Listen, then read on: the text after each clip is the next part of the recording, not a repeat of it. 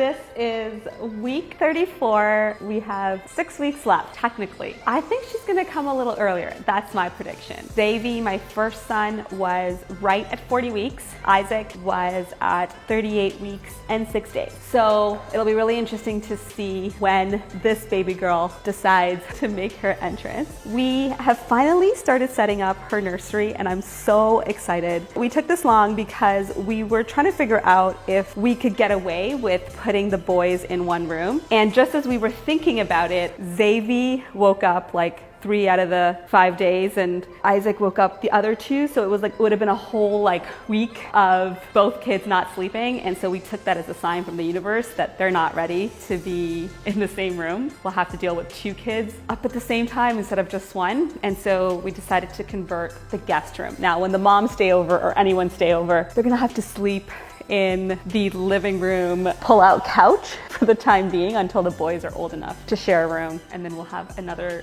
guest room in the house again. But we're really excited. Can't wait to share the journey with you guys. I'll see you in the next update.